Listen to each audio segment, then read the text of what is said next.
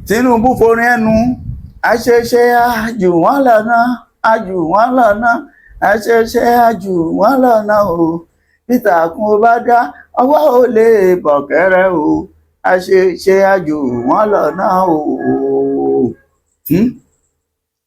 Àkànbí ti fárígá ó lóun ò ní gbọ́ kí ló fà á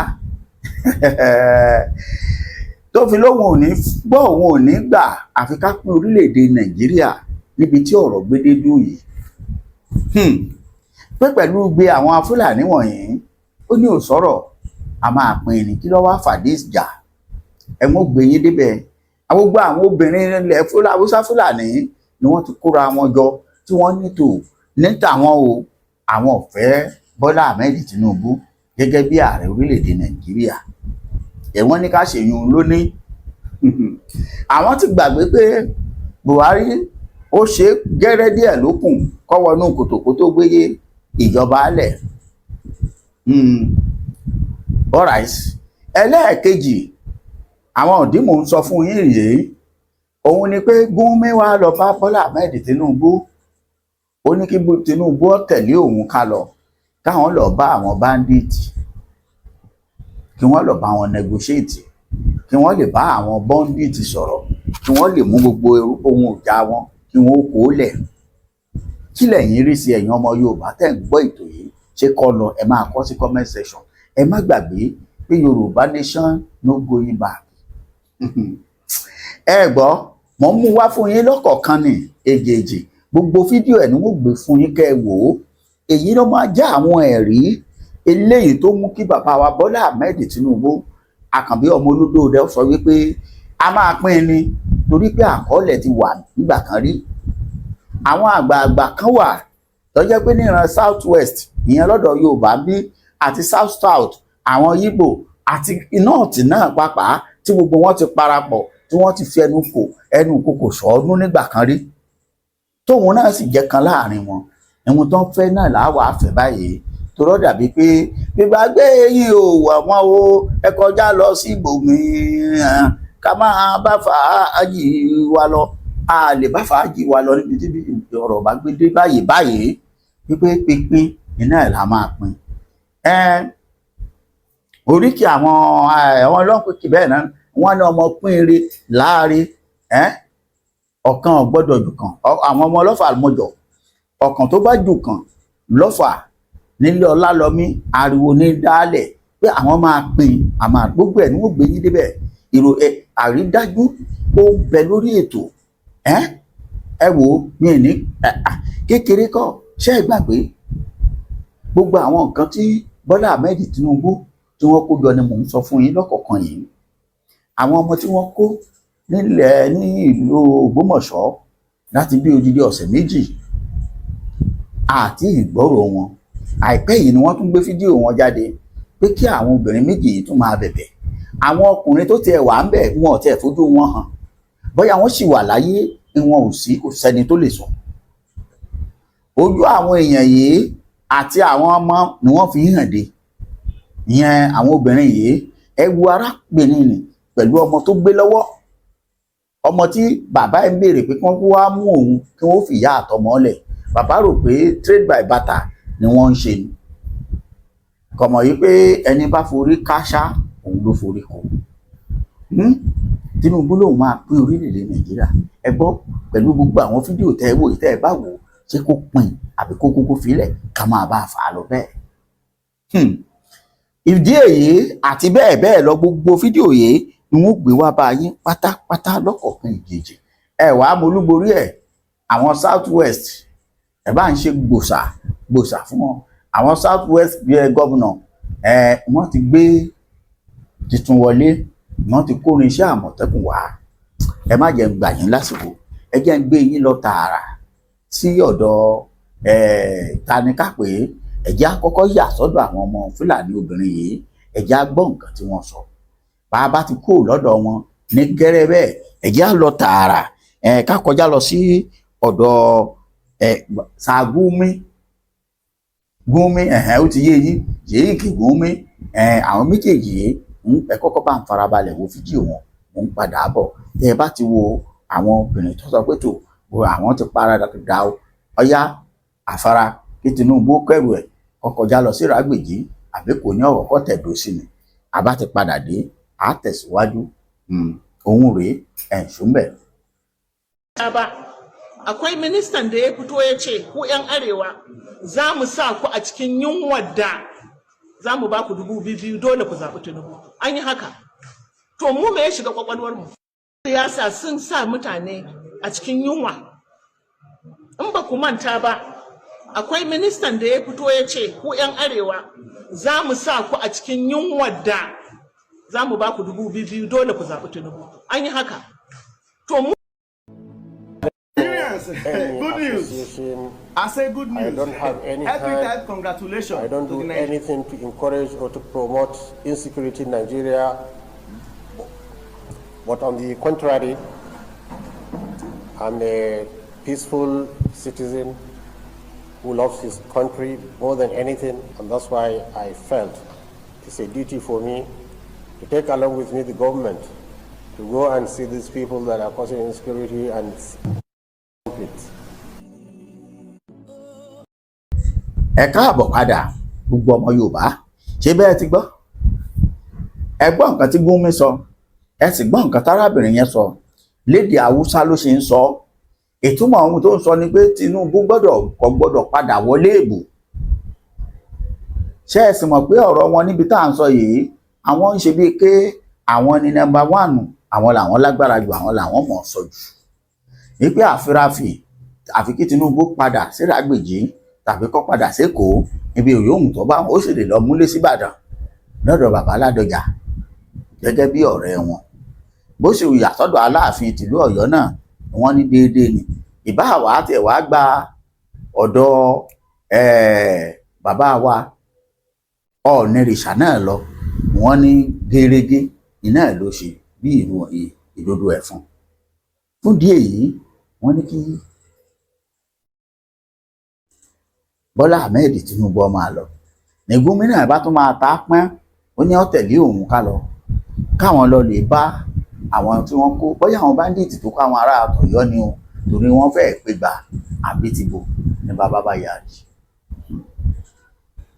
bẹ́ẹ̀ àwọn ọmọ rèé tí wọ́n wà lọ́gbà àwọn báńdíìtì tí wọ́n ń fi gbogbo ògbà sunkún ẹ tún wá gbọ́ ẹ̀bẹ̀ ẹ gbọ́ bí àwọn tó wà ní ọgbà ní wọ́n ṣe ń pariwo tí wọ́n béèrè fún àánú látọwọ́ ìjọba Nàìjíríà àti ìjọba ìpínlẹ̀ Ọ̀yọ́ tí í ṣe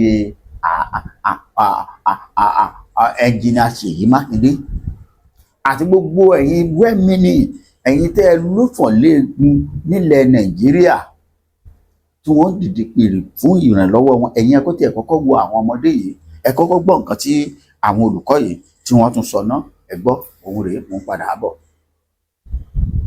Ẹ ṣàánú wa eléyìí ti pọ̀ jù ẹ dákun nínú òjò nínú ẹ̀rùn ẹ dákun ẹ ṣàánú fún wa àtọmọ kékeré àtàgbàlagbà ibì kan náà làwọ̀ ẹ dákun ẹ jọ̀ọ́ ẹ ṣàánú fún wa òní ló ti pé ọjọ́ 13 tá a ti lọ ẹ dákun ẹ jẹ́ kí wọ́n tú wa sílẹ̀ àfẹ́kẹ́ bá wọn jà rárá ẹ dákun ẹ má bá wọn jà ẹ ṣàánú wa tí wọ́n á béèrè lọ́wọ́ yín ẹ jọ̀ọ́ ẹ fi fún wọn ẹ dákun ẹ ṣàánú wa ẹ jọ̀ọ́ torí Ọlọ́run ni ẹ dákun ẹ ṣàánú fún wa ẹ jọ̀ọ́. We are pleading on to our governor, Engineer Seyi Abiodun Makinde, please help us negotiate with these people. Whatever they want, please give unto them. Please help us save our life. Please, we are all here, all we the teachers and the children. Please, we need your help. Ẹ káàbọ̀ padà ẹ ti rí ẹ ti gbọ́ ẹ wo àwọn ìyá yẹn tíṣà méjèèjì yẹn ẹ wo bí wọ́n ṣe rí nínú fídíò wọn àkọ́kọ́ tí wọ́n kọ́kọ́ ṣe níjọ́ bóyá bí ọjọ́ kejì ẹ wo bí wọ́n ṣe wà nísìnyí kí ni wọ́n ń jẹ kí ni wọ́n ń mu ó dàbí pé wọ́n sì ń fún wọn ní àwọn nǹkan tí tètè jẹ ṣùgbọ́n nínú òjò nínú ẹ̀rùn pẹ̀lú tíwúntíwún mọ́sùkútò kò sí pé à ń tẹ aráàlú aṣọ ẹ̀fọn kò sí pé à ń lo oògùn ẹ̀fọn nínú igbó ewu ejò ń bẹ ewu àkekèé ń bẹ àti nǹkan olóró gbogbo ìjọba Nàìjíríà sì wà bó ṣe wà yìí, àwọn kan sì ń jọba lórí gbogbo àwa àyókù wípé ilẹ̀ bàbá àtàwọn ni, bẹ́ẹ̀ àwọn ni wọ́n ní àwọn ọmọ burúkú tó ń ṣiṣẹ́ burúkú yìí, àwọn náà kọ̀ǹfàmù ẹ̀. Lámìdò sọ wípé àwọn báńdíìtì, àwọn tẹ́rọ́rìstì ọmọ náà tì wọ́n, àwọn Sakoto, àwọn emir náà sì tàbí sọ̀tánù wọn sì sọ ṣáájú pé ẹnikẹ́ni ò gbọdọ̀ fọwọ́ kàn wọ́n, kó tó wá dàbọ̀rọ̀ dà báyìí.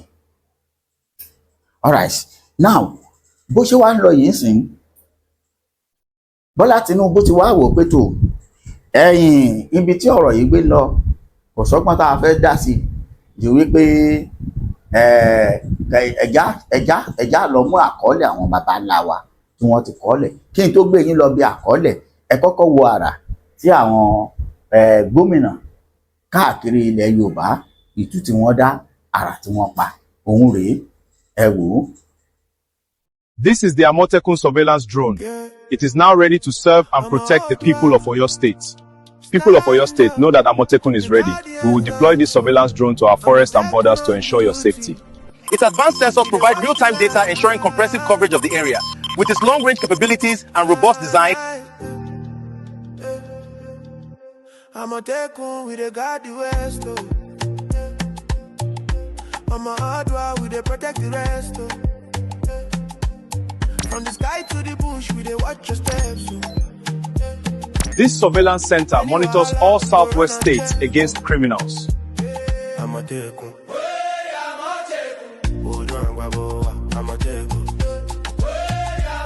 let me talk about this surveillance drone center. From here, we are monitoring all southwest states against criminals. Securing our state borders is our top priority to ensure the safety and integrity of our homeland. Amotekun is here to secure our state borders. My state is not a state for bandits. We will find you. This surveillance center monitors all southwest states against criminals. In my state, we are ready and you have been watched. Amotekun is about securing our state borders. My state is not a state for bandits. We will find you. We are taking decisive steps to secure our state borders, ensuring safety and stability for all. My state is not a state for bandits. We are securing our state borders. We will find you. Securing our state borders is paramount. We must remain vigilant and coordinate effectively to protect our territory. Amotekun is crucial for securing our state borders, ensuring safety and sovereignty. My state is not a state for bandits. We will find you. Securing our state borders is our top priority, and with innovations like this, we are better equipped than ever before. Be warned, my state is not a center for bandits and thugs. You have been watched. My state is not a state for bandits. We will find you. Amotekun is our shield. We are securing our state borders with unwavering resolve, ensuring safety and prosperity for all. Amotekun is our regional security network, designed to protect our communities and maintain peace across the state. We're currently in the midst of recruitment and intensive training to strengthen our forces and ensure the safety of our communities. With Amotekun, together we stand stronger for security. They come, now the people go shout. Now Amotekun, everywhere go scatter. Stand for your land. Join the warriors. We stand ready to defend and protect. This surveillance center monitors all southwest states against criminals. In my state, we are ready and you have been watched. This surveillance center monitors all southwest states against criminals. In my state, we are ready and you have been watched. This surveillance center monitors all southwest states against criminals.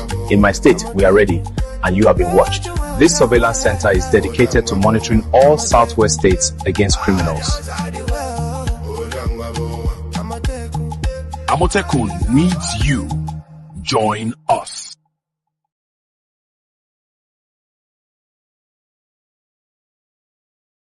Tẹ́ ń wòye, tẹ́ rí Àmọ̀tẹ́kùn pẹ̀lú ẹlikópítà àbí kí ni ká pè é tí wọ́n fi ń jagun.